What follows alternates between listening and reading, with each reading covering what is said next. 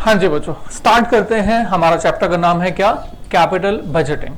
Right बच्चों, capital budgeting chapter में हमें करना क्या है, ध्यान से सुनेगा। It's a very very very important chapter. एक होता है इंपॉर्टेंट, ये चैप्टर आपके लिए मोस्ट इंपॉर्टेंट चैप्टर है। पेपर में इस चैप्टर में से कुछ ना कुछ आपको जरूर जरूर मिलेगा। राइट हमारे चैप्टर में ऐसा है क्या, देखो कोई भी बिजनेस हो, कोई भी फर्म हो, वो हमेशा हमेशा क्या करती है? सोचती है, विचारती है। कैसा विचारती है? कि अपने फंड्स को किस वे में यूटिलाइज करें। देखो कंपनी कोई भी हो, वो फंड्स यूटिलाइज ही तो करती है ना। कोई कंपनी है, पैसा कहां से आएगा? थोड़ा सोच के देखो, कंपनी के अंदर पैसा कहां से आएगा? या तो खुद का पैसा होगा, यानी कि इक्विटी कहेंगे, या तो फिर उधार लिया हुआ पैसा होगा, डिवेंचर बोलेंगे, बैंक लोन बोलेंगे, वेंचर कैपिटलिस्ट फंड्स बोलेंगे, तो कुछ भी बोलेंगे। तो फंड्स जो है कंपनी में हमेशा हमेशा किसी ना किसी सोर्स से आते हैं। राइट और सोर्स से आने के बाद ये क्या कंपनी में हमेशा हमेशा पड़े रहेंगे? नहीं, कोई भी कंपनी इसका अनयूटिलाइजेशन नहीं करेगी। मतलब क्या करेगी? कंपनी इसको इन्वेस्ट करेगी। अब कंपनी जब भी पैसों को इन्वेस्ट करती है ना, तो that kind of investment can be in the two form, can be in the two form. Number one is called short term requirement for the short term period and number two for the long term. सबसे पहले मैं आपको short term समझा देता हूं कि short term क्या होता है। शॉर्ट टर्म का मतलब होता है कि कंपनी ने इसको इन्वेस्ट किया वर्किंग कैपिटल के लिए। कंपनी ने इन्वेस्ट किया वर्किंग कैपिटल के लिए। वर्किंग कैपिटल मतलब क्या हुआ? Current assets. सुना हुआ आपने? वर्किंग कैपिटल का मतलब क्या हुआ? Current assets minus current liabilities. Current assets current liabilities में इन्वेस्टमेंट करना क्यों जरूरी है? देखो current assets and current liabilities में बिना इन्वेस्टमेंट किए कंपनी रन ही नहीं कर सकती। राइट थोड़ा सोचो, कंपनी ने मशीनरी इंस्टॉल की, मशीनरी है 1 करोड़ की, तो 1 करोड़ की मशीनरी कंपनी ने इंस्टॉल कर दी है। राइट पर मशीनरी इंस्टॉल करने के बाद मशीनरी वर्क कैसे करेगी, काम कैसे करेगी? कंपनी को सबसे पहले तो हाँ जी रॉ मटेरियल लेके आना होगा। राइट अब रॉ मटेरियल अगर सप्लायर से उस समय मंगवाया जाएगा जिस समय मशीनरी को रन करना है, तो हो सकता है कि मशीनरी को वेट करना पड़े। तो हमें इस रॉ मटेरियल को क्या करना पड़ेगा? इसको हमें स्टोरेज में रखना होगा, ताकि मशीनरी पर में जब भी रॉ मटेरियल की जरूरत पड़े, इस रॉ मटेरियल को जल्दी से मशीनरी में इनपुट किया जा सके। राइट तो अगर रॉ मटेरियल को स्टोर डिपार्टमेंट में हम लोग संभाल के रख रहे हैं, तो हमारी जो इन्वेस्टमेंट है वो कहां पर इन्वेस्टमेंट हो जाती है? रॉ मटेरियल में, रॉ मटेरियल के स्टोरेज में। रॉ मटेरियल मशीनरी में जाएगा तो क्या बन जाएगा? WIP। तो हमारी इन्वेस्टमेंट WIP में भी होगी। और जब WIP से फिनिश गुड्स बन जाएगा, तो सोचो क्या फिनिश गुड्स बनते ही बिक जाएगा क्या? नो, सामान को बनने के बाद, तैयार होने के बाद भी बेचने में कुछ समय लगता है। मैंने कहा सर इस फिनिश गुड्स को सेल होने में समय लगेगा, तो फिनिश गुड्स को जब तक सेल नहीं होता उसको हमें कहां रखना पड़ेगा? वेयर हाउस में या शोरूम में। राइट मैंने कहा मारुति कंपनी है, मारुति कंपनी के लिए रॉ मटेरियल बताना क्या होगा? बहुत सारे स्पेयर पार्ट्स। राइट और इसके अलावा शीट्स आयरन की, जिसको कि हमारी मारुति कंपनी जो यूज करती है। राइट अब जब प्रोडक्शन जब हो रहा होता है, जब कार बन रही है, तो भी फैक्ट्री के अंदर 50-100 कार जो है हमें दिखती हैं, और वो 50-100 कार हमेशा दिखेंगी, क्योंकि वो पुराना रॉ मटेरियल इनपुट होगा, वर्क इन प्रोग्रेस में कन्वर्ट होगा, वो कहां पर कन्वर्ट हो जाएगा? फिनिश गुड्स में। राइट और फिनिश गुड्स बनने के बाद मारुति कंपनी जो है वो बहुत सारी फिनिश गुड्स कारों को संभाल के रखती है। राइट तो वहां पर भी कंपनी की हमेशा हमेशा इन्वेस्टमेंट रहती है। आप कंपनी के पास गए कार लेने के लिए, राइट तो आपने कहा सर मुझे ये वाली कार लेनी है, तो मारुति कंपनी उसी समय आपको जो है, अगर आपने पैसा पे कर दिया है, उसी समय कार दे देगी। राइट पर क्या वो ये कहेगी नहीं रुको पहले हम बनाएंगे, मैन्युफैक्चर करेंगे, रॉ मटेरियल खरीदेंगे, उसके बाद आपको बेचेंगे? नहीं, मतलब कंपनी ने जो है फिनिश गुड्स में भी अपना बहुत सारा पैसा इन्वेस्ट किया हुआ है। राइट तो जनरली होता ये है कि सबसे पहले कंपनी के पास कैश होता है, कैश कन्वर्ट कर दिया जाता है रॉ मटेरियल में, और रॉ मटेरियल का जो अमाउंट है वो कन्वर्ट हो जाता है WIP में, WIP का अमाउंट कन्वर्ट हो जाता है फिनिश गुड्स में, और फिनिश गुड जब बिक जाते हैं, सामान बिक जाता है, तो भी पैसा इन्वेस्टेड होता है कहां पर? डेटर्स में। फिनिश गुड जब सेल होते हैं तो कैश ऑन द स्पॉट नहीं मिलता। फिनिश गुड्स जब हमने उधार बेचे हैं तो वो किस में कन्वर्ट हो जाएंगे, डेटर्स में, और डेटर्स में कन्वर्ट होने के बाद हमारे पास वापस क्या आ जाएगा, cash. So what I mean to say कि कैश हमारा वापस कैश में कन्वर्ट हो जाएगा, but it will take some time. But how much time will it take? Hardly 6 months, hardly 6 months, 7 months और हार्डली 1 year से, राइट। तो बच्चों हमारा जो कैश है, जो रॉ मेटेरियल में इन्वेस्टेड है, जो WIP में इन्वेस्टेड है, जो फिनिश गुड्स में इन्वेस्टेड है, या जो हमारा डेटर में इन्वेस्टेड है, वो हमारी इन्वेस्टमेंट बहुत लंबे समय के लिए नहीं है। Our cash will get converted into the cash in a very small span of time, that is 6 months, 7 months, 1 year। तो इस तरह की इन्वेस्टमेंट जो हम रॉ मेटेरियल में कर रहे हैं, WIP में कर रहे हैं, फिनिश गुड्स में कर रहे हैं, इस तरह की इन्वेस्टमेंट को हम क्या बोल रहे हैं, right, this is called short term investment. This is called short term investment. I think clear? So मैंने कहा सर ऑर्गेनाइजेशन के अंदर जो भी फंड्स आते हैं उस ऑर्गेनाइजेशन को, उस पैसे को कहां पर इन्वेस्ट करना होता है, नंबर 1 शॉर्ट टर्म इन्वेस्टमेंट में, राइट। तो इसको हम क्या बोलते हैं, वर्किंग कैपिटल। कुछ पैसा कंपनी का जो है वर्किंग कैपिटल का रिलाइज भी हो जाता है। कहां से रिलाइज हो जाता है, क्रेडिटर से, राइट। बच्चों क्रेडिटर्स कौन से लोग होते हैं, जिन्होंने शॉर्ट टर्म के लिए हमें पैसा उधार दिया हुआ है, लाइक क्रेडिटर्स, बिल्स पेबल। तो इनसे पैसा हमें मिल भी गया, तो मतलब वर्किंग कैपिटल मतलब current assets minus current liabilities. ये पैसा हमें जो है पैसा अपनी पॉकेट से इन्वेस्ट करना होता है।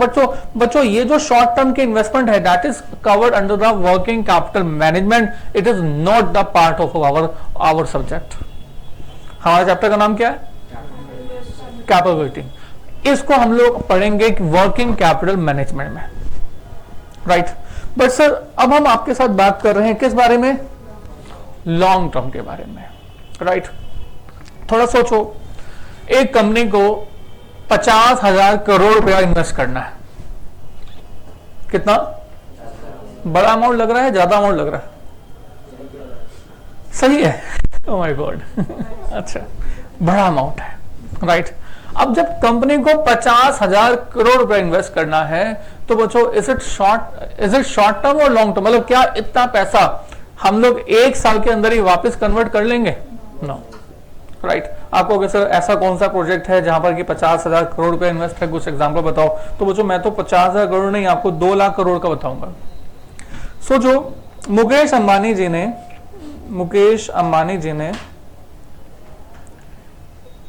अभी 2017 चल रहा है ऑलमोस्ट, इससे 7 साल पहले, 7 years बैक, 2010-11 के आसपास ही ये सोच लिया था कि मुझे 4G लॉन्च करना है, राइट। तो सोचो 7 साल 6 साल पहले ही वो ये सोच चुके थे कि 4G लॉन्च करना है, राइट। और उस समय भी उनका ये अंदाजा था कि इसके लिए मुझे कितना पैसा इन्वेस्ट करना पड़ेगा, 1.5 लाख करोड़, राइट। तो बच्चों क्या ये इतनी बड़ी पैसों की इन्वेस्टमेंट के बारे में जो ये सोच रहे हैं, whether it is a short term investment? No, this is a long term investment, right. अब लॉन्ग टर्म इन्वेस्टमेंट है तो अंबानी जी ने कैसे सोचा होगा?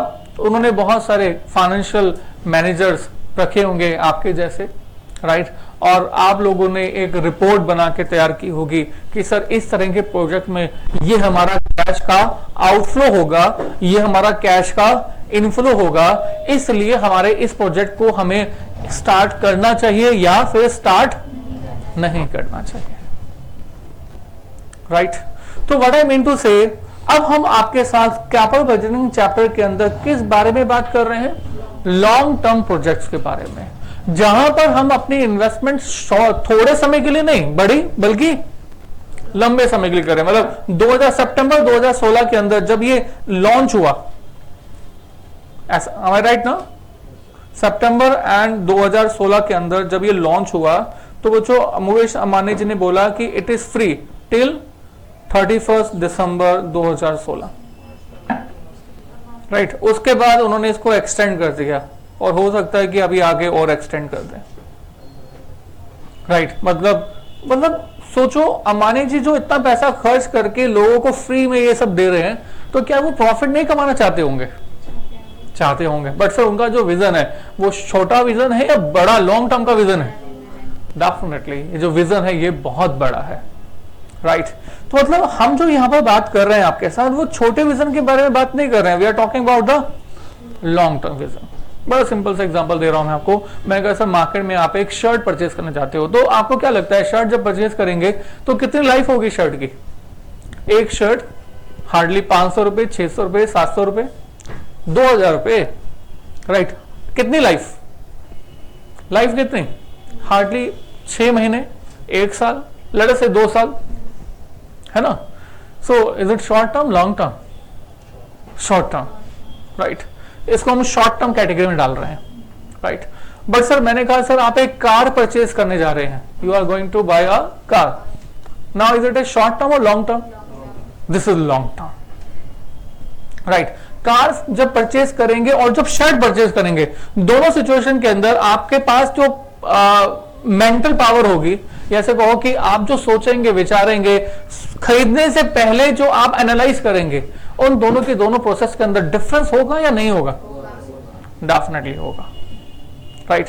सो बच्चों यहां पर कैपेबल बजटिंग चैप्टर के अंदर हम आपके साथ जो बातें करने जा रहे हैं वो उन प्रोजेक्ट्स के बारे में बातें करने जा रहे हैं जहां पर हमारा विजन थोड़े समय का नहीं है, हमारा विजन लंबे समय का है। और इन बड़े लंबे समय के विजन के अंदर हम लोग इन्वेस्टमेंट कैसे सोचेंगे कि हम करें या ना करें, that is covered under the capital budgeting. I think clear, right.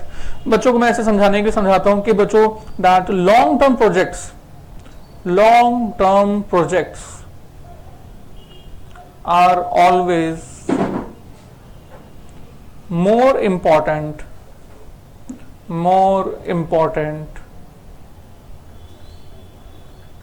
than any short term project,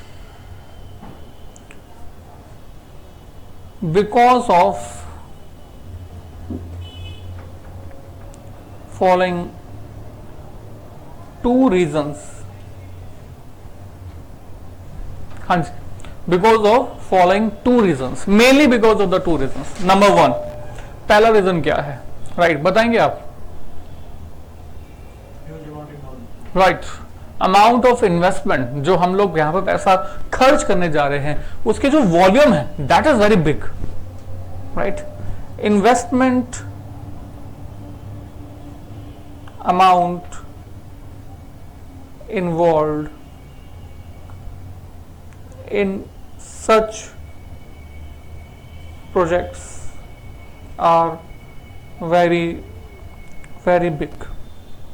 in projects में जो हमारी इन्वेस्टमेंट है वो बहुत बड़ी है, राइट। ये तो हमें चेक करना है कि रिटर्न बड़ी है या नहीं है, ये तो हम बाद में चेक करेंगे। मगर हम आपके साथ क्या बात करने जा रहे हैं कि अगर आपको शर्ट खरीदना हो 700, 800, 2000 रुपए की, या फिर आपको कार खरीदनी हो, तो हमने कहा कि कार में क्योंकि पैसा बहुत ज्यादा लगने वाला है, इसलिए इसमें सोच विचार की करने की जरूरत ज्यादा होगी, राइट। ओके, नंबर 2, दूसरा रीजन क्या है? टाइम फ्रेम बड़ा होगा, इसमें कोई शक नहीं है। इसका एक दूसरा रीजन है that these decisions are irreversible. These decisions are irreversible. एक बार आप एंटर कर जाओ, वापस लेना बड़ा मुश्किल है, राइट। मैं इसको बच्चों के एग्जाम्पल के साथ देता हूं, बच्चों को बड़ा अच्छा लगता है ये एग्जाम्पल ये है कि बच्चों देखो, आपके साथ आप पढ़ रहे हो, स्टडी कर रहे हो, तो नो डाउट आपके बहुत सारे दोस्त होंगे, है ना। पर जब ये दोस्त यार आपके साथ घूम रहे हैं, आपके साथ बैठे हुए हैं, दिस एंड दैट, तो आपने इनको सिलेक्शन के लिए कुछ ज्यादा सोचा विचारा या नहीं? आपका दोस्त कोई बन गया तो आपने बहुत ज्यादा सोचा विचारा दोस्त बनाने से पहले या नहीं, राइट। अच्छा, अभी तक आपके कितने सारे दोस्त रहे होंगे, इतने सारे जितने भी दोस्त रहे होंगे, तो क्या वो सभी के सभी दोस्त आज आपके दोस्त हैं? नहीं है, बोलो नहीं है। तो यानी कि अभी जो दोस्त अभी चल रहे हैं, क्या ये फ्यूचर में आपके दोस्त रहेंगे? लगता ऐसे है कि फ्यूचर में रहेंगे, राइट, एक्चुअल में नहीं रहते, राइट, एक्चुअल में नहीं रहते। बच्चे बड़े इमोशनल होते हैं, बच्चे कहते हैं सर आपने ये गलत बात बोल दी बच्चे कहते हैं सर बहुत गलत बात बोल दी सर, ये ऐसा नहीं हो सकता। तो मैंने कहा सर ऐसा होता है, एक्चुअली प्रैक्टिकल लाइफ है ये। बच्चों मतलब दोस्त जो हैं वो दो जगह रहते हैं इसके बाद, और वो है एक है व्हाट्सएप ग्रुप और एक है फेसबुक ग्रुप तो ये दो जगह ऐसी हैं जहां पर दोस्त हमेशा हमेशा मिलते हैं, राइट। आपको कैसे ऐसा क्यों? मैं कैसे, बड़ा सिंपल है, आप प्रैक्टिकल आप बनो ना। अभी आप अकेले हो, ठीक है ना, थोड़े दिनों के बाद मतलब बड़े हो जाओगे, डिग्री मिल जाएगी, जॉब करने लगोगे, फिर शादी हो जाएगी, राइट। अभी आपकी रिस्पॉन्सिबिलिटी है, और आप जब अकेले हो तो आपके लिए प्राइमरी इंपॉर्टेंस जो है वो आपके दोस्त हैं। और जब शादी हो जाएगी तो फिर प्राइमरी इंपॉर्टेंस के बाद, आपकी इंपॉर्टेंस के बाद दूसरी इंपॉर्टेंस किसकी होगी? दूसरी इंपॉर्टेंस होगी पार्टनर की, राइट। तो दोस्त की इंपॉर्टेंस वो कहां पहुंच गई? तीसरे नंबर पर, तीसरे नंबर पर। अच्छा, फिर जो पार्टनर होगा उसकी फैमिली होगी, राइट, और फिर आपकी भी फैमिली होगी, राइट। तो तीसरे नंबर पे पार्टनर की फैमिली होगी या दोस्त होंगे? पार्टनर की फैमिली होगी, राइट। रहना है ढंग से घर में अगर तो घर में रहना है तो पार्टनर की फैमिली होगी, राइट, ओके। क्योंकि आपको आपके पार्टनर की फैमिली के साथ क्यों मतलब इंपॉर्टेंस देनी पड़ेगी?